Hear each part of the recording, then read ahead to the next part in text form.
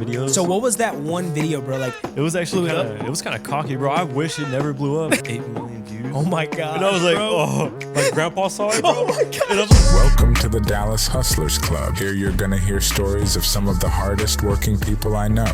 Welcome to the Dallas Hustlers Club. What's up, guys? Welcome back to the Dallas Hustlers Club. I got one of the dopest barbers in the city, man. My guy, Eric Blendz. What's up, man? what's up, guys? Thanks for pulling up, bro. Yeah, shoot. It was like an hour away, but What's up, dang? I'm glad to be here, Dang, bro. man. It's, Well, like, it's crazy. Like, I don't know. It's just like 4 years later and just Bro, a podcast. I appreciate that, man. Yeah. And I appreciate you pulling up, man. And, you know, we have a mutual friend, Danny, Yeah. right? That's kind of how we connected.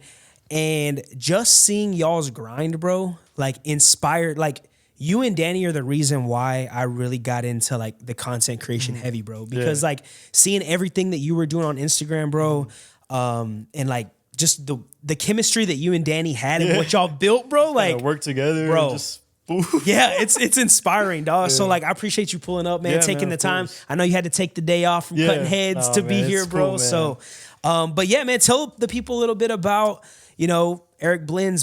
How did you Yeah. get the start, bro?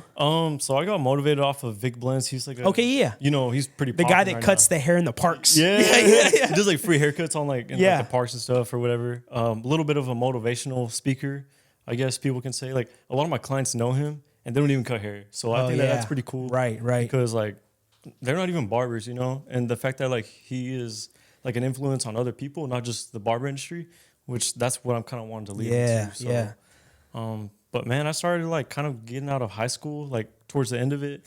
And then I was like, man, my academics are kind of like down, like my GPA is kind of low. So I wasn't really thinking about like college or anything.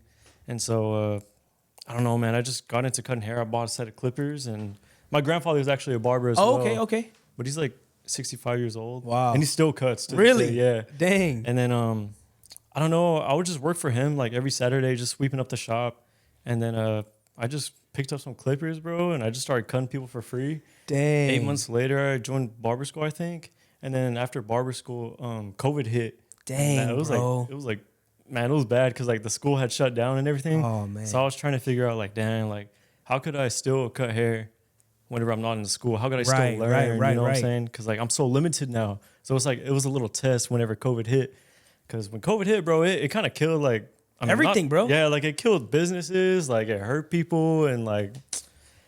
But Bro. for me, it kind of like boosted it because it gave me like another sense of like motivation. Like, bro, I need to get this done. Like, if I don't, then I'm gonna stay in the same place. But you know, it could either like stay in the same place or like just grind tremendously and like work on my own. Because school was closed down for like I think 3 months. Dang. And I was telling my mom. My mom was like, "When you going to school?" I was like, like it's closed right now. Like, and so I just started cutting, bro. And a lot of my friends from soccer and you know high school, they would hit me up. I used to post a lot, like on my Snapchat or Instagram. And then I'll get to that later. But like, bro, there's not a lot of barbers in my area, so I just started cutting, bro. And a lot of people started liking it, and they would give me like $5-10, like tipping me all the time. And I was like. Oh, dang, I could like, make some money, yeah, I could start doing this for real. And so I think I was in school for like 2.5 years, bro. Whoa, yeah. okay. School, you should usually take around like 8 to 12 months.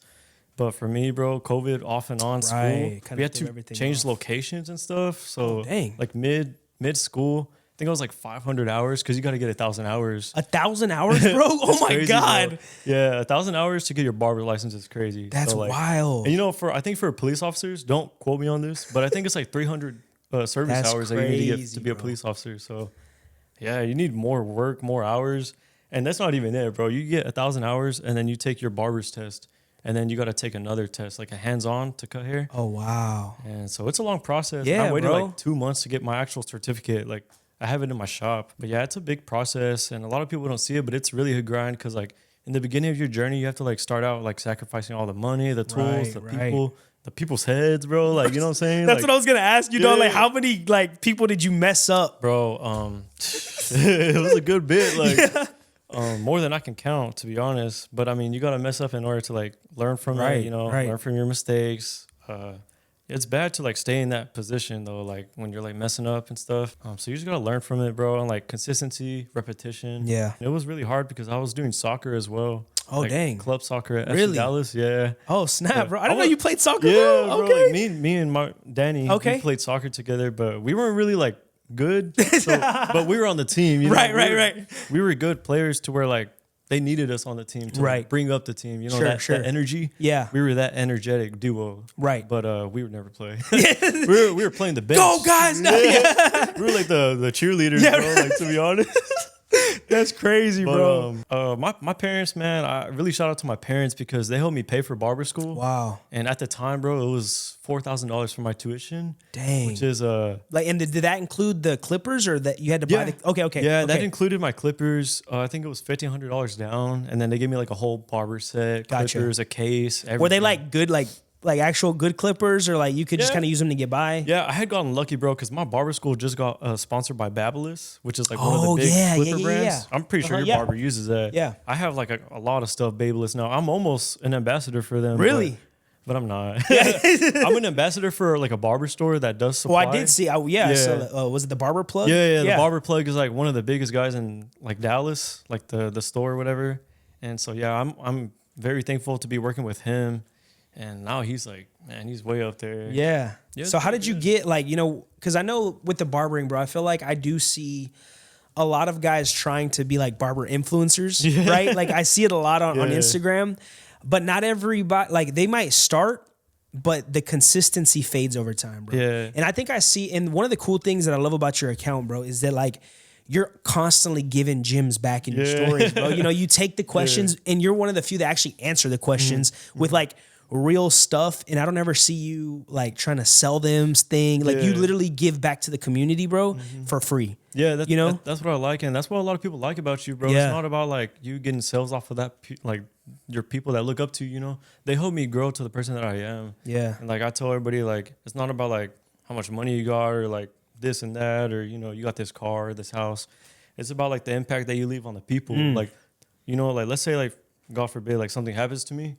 And they're not gonna be like, oh, this guy like passed away and he has like so much money. You know, they're not gonna like care about that. Yeah, you're right, man. If he passed away, bro, they're gonna be like, dang, like that guy Eric Blendz, like he helped me some type of way. You know, like he pushed me better. Because there's a lot of people that hit me up, like, bro, like how can I do this fade better, or is this good enough, or rate it 1 out of 10. And, you know, I'm not like a nice guy when it comes to that. You're gonna be real with them. I'm gonna be real, bro, because you don't want to be fake. And then they get used to like, oh, Eric Blendz told me it was good. Right. Nah, bro. Like, you know, I'm gonna tell them like, right. hey, if you bro, ask me my opinion, beware. I'm gonna give you like what you want to hear. You know what I'm saying? Or I'm not gonna give you what you want to hear.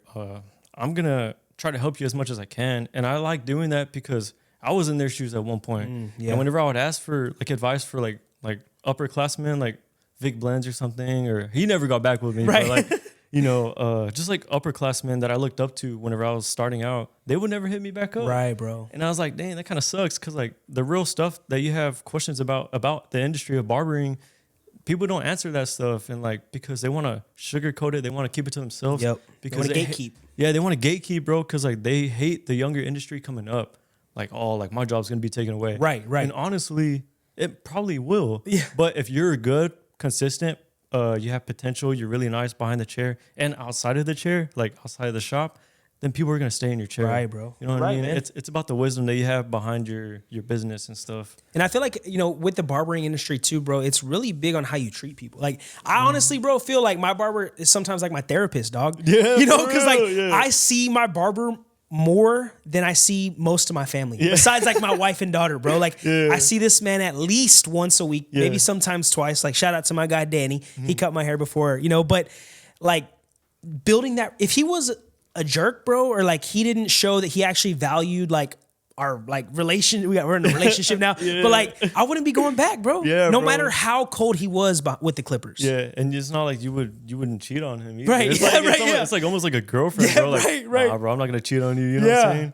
So it's you gotta stay loyal, because if not, then the barber's gonna see that and he's gonna be like, I don't know about this guy. Yeah, man. I don't exactly. know if I want to. See, I'm at the point now that thankfully I can pick and choose who I want in my chair. You know, Right. If this guy looks like he's got tons of bad habits, I'm not gonna want to do business with him. Right. You know, I don't want to touch that money off of him, and it's like, like it smells like weed, weed or something like gas. Yeah, like, bro, I don't want that. Right. Like I want to stick to like business owners or like mature clientele. Yeah, stuff like that. But back then, starting out, bro, I used to cut kids. You didn't care. I didn't cut care, everybody, bro. I would cut everybody, anybody. I would even cut myself. But don't talk about that, bro. Yeah. That was man. So bro, like you went through barber, like I mean, you started kind of. How old were you like when you actually like first picked up a pair of clippers? Whenever I first picked up a pair of clippers, I think I was 17 years old whenever I first started picking up clippers. Like, and then you went to barber school, right? Yeah. After barber school, though, bro, because since I'm at the barber shop so much, I see it all the time. These new barbers, right? They're fresh out of barber school. They come into the shop and they don't want to cut nobody's hair. Yeah. It's like they're kind of scared. I think maybe because they're afraid they may mess up, but what did you go like right into a shop right out of barber school, or did you work at home, or what was your path? Right out of barber school, I think I worked at my house a little bit. Okay. And I did like house calls because I didn't really have I didn't have like a good station in my house. I just did in the garage. Yeah. And so like I had like an okay station, but I wouldn't want to bring new clients to my house. Makes sense. Because I felt like, like that's like privacy, to my family. Yeah, of course. And so like I would do like house calls, and then like after I started building like a type of clientele, my grandfather actually hired me like to work in his barbershop. Oh, nice. And I worked there for a little bit, just did walk-ins. Like it's a walk-in shop. I did no appointments. Okay. And it was just cash only. So it was kind of like scary, bro, because there's a lot of old heads that come in. But it was easy because like all they wanted was like a 2 on the side. Like a regular basic haircut. Right. So I was like, bro, I can just, all right, next. You know what I'm saying? Like, just running through them. Yeah. So, but I did that for like, I think I was there for like 8 months or like a year. And then after that, I went back to the house, stood in the garage a little bit. And I was like, man, I need to do something to get more clients in my chair, So I started marketing my business, bro. Like social media is one of the like best things you could get into if you're like trying to get more business, or like, I don't know, you're just trying to get your name out there. Right. Just post videos, bro. It's at the tips. It's free. Yeah, bro. Like it's free. It's free marketing. You don't have to pay for it. I've never paid a dime for ads, followers, comments, like engagement. I've never paid a dime for anything. Not even TikTok. Like TikTok is what really made me like blow up. Really? I guess like I got more out there on TikTok, and I started posting consistently because it was so easy to post. And then I just moved all those videos to Instagram. And then now I got that niche on Instagram now. So it's like cool. Yeah. Now I think whenever I hit like, I don't know how much, but whenever I hit to a certain level, maybe 50K, 100K, I want to go to YouTube and then put all those videos on shorts, because I want to focus on one platform at a time. Because you do all these other ones. That's so smart, bro. Yeah, I feel like it's super hard if you do like multiple platforms at a time. So like I talked to like a couple of my buddies like that are kind of up there. Yeah. And yeah, man, they're doing like their own courses now. But I mean, they're up there. Right. Like they only cut like 5 heads a day, bro. Like I'm doing like a little bit more than that. Right. They don't even have to really cut hair. They're just remaining humble, bro. Like, just getting their close friends. Their day ones. Right. The ones that have been chair. with them for the exactly. for a while. And I started seeing like a lot of community engagement. I started seeing like a lot of people like reposting me. Really? Like, bro, like shout out Eric Blendz for helping me out with like so-and-so, or like this type of fade. Like he helped me out with this, or like that's the craziest thing to me about social media, bro. Like I'm just now kind of getting a little following, right? Yeah. And I went to a DJ conference a couple weeks ago, and I never would have thought like someone would come up to me and be like, bro, are you Nate Acosta? Yeah. Like, can we get a picture? Like, and want to shake, man. I was like, it was awkward, but at the same time, bro, it was dope, man. Like, I'm like, dang, all this hard work that I've been putting in, like people are noticing it, right? Yeah. And they, because sometimes when you create content, bro, like there'll be times where I'm like, bro, this reel right here, this is the one that's gonna go viral. Yeah. Like I know this one's gonna hit, and then it like does nothing. You know what I'm saying? And so like, bro, that sucks. And so it's like, dang, man, is it even worth doing? But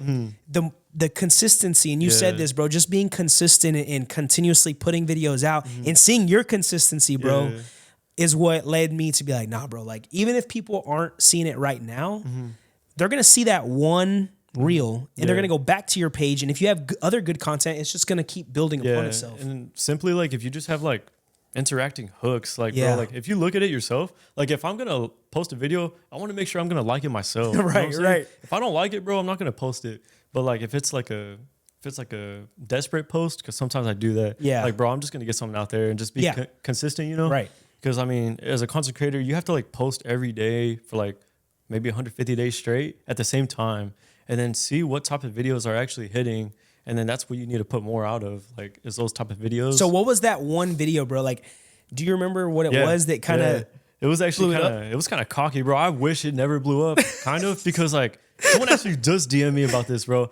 My what is it? My hook was how much money you can make as a barber in one day, in like a day or two. Yeah. And so I post that, and it, bro, I think I got like 8 million views. Oh my god! And I was like, bro. oh, my grandpa saw it, bro. Oh my god! And I'm like, how the hell did my grandpa see this, bro? Because he called my mom like a couple days later. He's like, what is Eric posting? Like, he's a little cocky. Like, don't post that stuff. I was like, bro, I wanted to take it down so bad, but you couldn't. Yeah, it just boosted my social media, and that's where I got so many clients, bro. And like, bro, so you be making money? I'm like, oh, bro, like I should not put that out there. That's crazy, bro. That's whenever I started like shifting my content towards like, you know, how to be a barber or like what to use as a barber, you know, tips and tricks as a beginner. You know? Right, Because I was still starting out, bro. I just got lucky, I guess. That's crazy, bro. And then, but yeah, sometimes you just gotta like do that, bro, in order to get like everybody focused on your page, and then just start shifting it towards like the right people, the right, you know, the right type of content. Yeah, exactly. Because another thing I've seen that you do, bro, that I think is funny is like you'll post videos and like your station is all dirty. Yeah. You know, and I feel like you do that on purpose so that way people will call me and be like, bro, why don't you clean up your station? You know, you get people like all pissed off. Yeah, like they do, bro. There's like the floor. Like I just got the floor done, so I put a lot of crap on the floor. Like sometimes I empty out my trash on the floor just to make a video and be like, damn, like, you know, last cut of the day, bro. Like, let me just sweep up all this stuff. And people are like, bro, why don't you clean after every cut? And I'm like, I do. It's just like, it's for the content. Yeah, it's for the content, bro. Like, I want them to comment down below, because when they comment, bro, that brings more people in. Right. And it makes them want to comment. Like, sometimes I've misspelled like my videos or like the words on my captions. They're like, bro, like you meant this instead of this. Like, but you do it on purpose. Yeah, I do it on purpose because like, or I'll be that's like, so genius, bro. One time I did this kid paid like $100 for a lineup, and then like that shit like blew up, and I was like, really? Yeah. Did he really pay the 100? No, boy paid me like $40. But it was all for it was all for the club. But that's bro. what I'm talking about, bro. Like being creative with it, right? And like having fun with it too. Because I feel like a lot of people are too afraid of like that they're gonna look a certain way. Like, oh, I don't want to look corny. I don't want to show my station dirty. But that's what like makes you relatable. I know, yeah. Because I'm sure a lot of barbers out there actually do have dirty stations. They just won't show it. Yeah. And they feel like they're going to get judged. I'm like, bro, just be your true self. I mean, bro, it's going to happen. Your station is going to get dirty, you know, like, or if your clippers get dirty, or I think I just posted a video. I don't know if you saw it, bro. I said like one of my clients had lice. So I had to buy another like clipper. And then everybody was like, bro, you're not supposed to like even cut them if they have lice. And I was like, I know, bro. Like, I know this stuff. Yeah, like, right. It's just for the content. Right. That's hilarious, bro. And so like, you know, now that you've kind of, you know, built up your following and stuff, bro, like what's one of the craziest things that you're like, dang, dude, I can't believe, like, you know, because I'm sure at 17 years old, you never probably would have thought you'd be maybe like doing podcasts and doing like having all these followers over on social media, bro. Like what's the thing that's happened to you that you're like, man, that's like the pinnacle of my barber career so far? I want to say, bro, is whenever I go to these barber events and I just see people like what you said earlier, when you get recognized, like, bro, me and my girl be going out on dates and stuff, and they'll be like, Eric Blendz, like, is that you? And I'm like, oh yeah. Yeah, dang. Like, but my girl's like, bro, like, can we not just like eat in peace? Right. Like, bro, these people just be like, hey, like, hey. I'm just like, what's up, man? Like, like, can you follow me back? I'm like, yeah, sure. Just get out here. Just put your thing in real quick, and then I just go along with my date, and I think that's whenever, like, because I just wanted to be recognized. Right, you know? right. And a thing that a lot of people like is that, like, I'm real, bro. Like, you want to be true to yourself. You don't want to act like you're anybody else. I think for the longest time, bro, I was acting like someone else whenever I started content, and it wasn't doing nothing. Until I started acting myself, that's whenever I started getting more engagement and more real followers, more real people, you know? Like, people like that stuff, true stuff, you know? Right. I think that's probably what it is, bro. Is like whenever people would go out, like I'd go out and people would see me and be like, yo, what's up, Eric? And I'd be like, no way. Like, like is this happening? Talking to me, bro? Yeah. Like, are you looking behind you and stuff? Yeah. So I think that, bro, and like these barber shows, like people are like, bro, can I get a picture? And I'm like, dang, I'm actually an influencer, I guess. Like, and I'm just myself, bro. And then getting like brand deals. Yeah, the brand deals as well. Cause it's like, it just helps you, bro. Like some of the stuff on my station I get for free. And I'm thankful for that, because like, you know, not a lot of people can get a lot of like equipment. Like, it's expensive. And it's expensive. It's expensive, bro. That's why all these barbers be charging you so much, because, bro, it's a lot. Like, nah, bro, I know. I think my station's probably, I don't even know, bro. Easily, I could say at least minimum, just my clippers is probably like $1,000. Dang, bro. Yeah, I mean, that's not a lot, but like it's a lot. But still, like, if someone's starting off, bro, a fresh, you know, like 18-year-old, like that's a lot of money, bro. It's a lot, man. It's hard. Like I said in the beginning, bro, you have to start off slow, get like some cheap stuff, and then work your way up and start investing more. Like I said, I just did the floor in my shop, bro. That was a pretty good investment. It looks nice, bro. And yeah, it looks nice. And you know, I think that a lot of people don't do that. Like they don't reinvest. Yeah, they're really scared to invest because they feel like they're not gonna, like, I guess, make enough off of that investment. Right. But I'm like, bro, it could be as little as like a barber chair, and like even a good chair is gonna retain people to your, you know. Yeah, because nobody wants to be sitting in no chair, bro, and it's all like wobbling around, you know, and it's not comfortable. Yeah. But you know, and you kind of mentioned it a little bit, bro, but because there's a lot of barbers that follow you, bro. Yeah. You have and a lot of young barbers. I feel like your followers are a lot of like up and coming guys, and they follow you because you're relatable, right? But if you could look back to 17-year-old Eric, bro, you know, and in knowing what you know now, and even to these younger guys, like what would be like a 3-step process that you would say, hey man, do 1, 2, and 3, and those things are gonna really pay off for you? Man, 1, 2, and 3. I'd say, man, go at your own pace. Okay. Don't compare yourself to the other barbers and just stick on your own pace, bro. Because a lot of people, they get stuck in comparing to other barbers. It's like, bro, like someone could do this fade in like 10 minutes, and you're probably gonna be taking like 45 minutes to an hour. Right. You know, like me personally, I take long, but I don't care, bro. Like as long as my clients are trained to sit in the chair for 45 minutes, you know, every client's different, every barber's different. So number 1, don't compare yourself.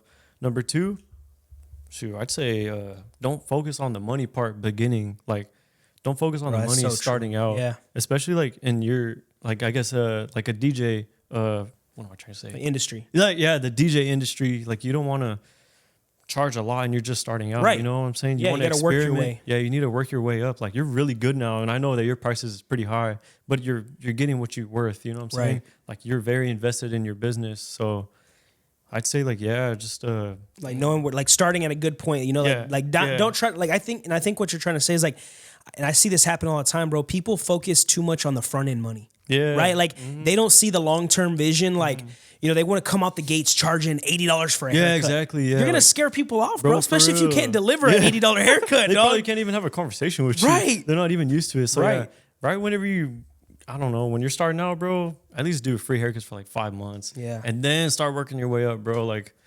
$5-10 later, maybe like a year in, you know, $20. But I mean, you can't just go going $100. Bro, that's crazy. Like, yeah. So yeah, like. And so, what's the last thing that you would recommend, bro? Probably the last thing, bro, is never stop investing in your business. Like, there's always something that you could learn, especially in the barber industry, bro. Because like people think that they're like super, super good, and then like that's it. Right. Like they get so comfortable, bro. Like you always want to exceed that comfortability because like once I was comfortable, and then I was like, dang, bro, like I'm kind of slacking off, like getting kind of lazy and stuff, and like, bro, just going through the motions. Like, bro, you want to learn every day. Every cut is something new to learn. You know what I'm saying? So don't be comfortable, bro. Like probably like the third one. Yeah. Don't be comfortable. Yeah, bro. That makes sense, man. In any business or any job, bro, if you're comfortable, things are just going to go like kind of just, they're either going to stay there or go down. Right. So you always want to go up. Yeah, you always got to be like applying pressure. You know, like I tell people, like if you don't give a car gas, it's going to stop, bro. Yeah, for real. You know, so you got to constantly put gas in the tank and keep it going, man. But, you know, because if not, like you said, the car's going to break down. Yeah, you know? and shoot, you're going to ruin it's like a resume. You're going to ruin like the type of person that you are because your clients are going to see that. I'd even say be confident in your work. Be confident because when you're confident, the people around you are going to be confident as well. Right. If you're like not confident, like let's say I'm doing a haircut and I'm doing a crazy design, I'm like, bro, I don't know if I could do that. You know what I'm saying? Right. And then the client's like, oh crap, like, he's gonna mess me up. Like I've done that before, you know? And so now I'm starting to like practice more on designs because I'm still practicing, bro. Yeah. Like I didn't grow up doing designs. Right. So now I start doing designs. I got like a little design book now, and so now that teaches me like how to do them. And I have clients asking for designs now, and now they're actually looking pretty good. Yeah. So now that I'm starting out confident, bro, the end result is going to be nice. You know what I'm saying? For sure, bro. So bro, you know, before we get out of here, like where could people find you? You know, if they want to, you know, see your content, you got to follow this guy. He's hilarious. But where can they find you, bro? If you want to find me, I'm on Instagram, TikTok, YouTube. It's Eric Blendz. That's it. I mean, Okay, it's all of easy them. to find, bro. Like, yeah. And if you want to book a haircut with me, Yeah, shoot, go ahead. I mean, you hit get 'em your up. money's worth. Yeah, but- for sure, man. but And yeah. so one more question, bro. I want to ask you, like, what's next? What's next for you, Man, bro? that's crazy. What's next? I don't know. I have Like, a what's lot your goal? Like, because I'm sure you're still probably like, dang, bro, like I've done a lot, right? But I feel yeah. like the type of person that you are, you're probably never like, just like you said, you don't just like settle. Right? Yeah, like- so what's next? You know, what do you want to do next? That's what I'm thinking about right now, bro. Because like I've invested a lot, so I want to do something like this in the shop. 'Cause, Yeah. like I feel like the environment, like, dude, this is so cool. Like the environment here, it's like a podcast studio. You know what Right. I'm saying? I want to do this to my barbershop and like try to bring like other younger barbers on there, and then try to learn off of other people, like Yeah. kind of what we're doing right now, Yeah. but with barbers, like just barber, Right. and just real talk, you know? Yeah. And even if that doesn't pop off, or you know, if I don't do it, then I could open up another like a shop, Right. and then hire all the people that look up to me and just put them in the shop and try to like mentor them, to Right, be, right, like, right. you know, the best person that they can be, whether it's behind the chair or outside the shop, you know, because a lot of people are scared. I don't know. I feel Right. like they have two personalities in the shop and outside, and Right. it's like, bro, like that's You got to not- be the same. yeah, you got to Yeah. be the same person, bro. For Like, sure. if not, you're faking their act. Right, So, right. Yeah. Well, Eric, bro, I appreciate you Yeah, pulling up, man. man. It's been a pleasure, like hearing about man. all the story, man. Wish you Yeah. nothing but more success, man, more followers, all that stuff, bro. So I appreciate you, man. Yeah, man. I appreciate you for having me. For bro. sure, This is bro. pretty cool. But Awesome, man. This is like my first time too. So it's Hey, like, I got bro. the exclusive first Yeah. interview with Eric Blendz, man. Yeah. So we appreciate you guys, man. Until next time, we're out of here.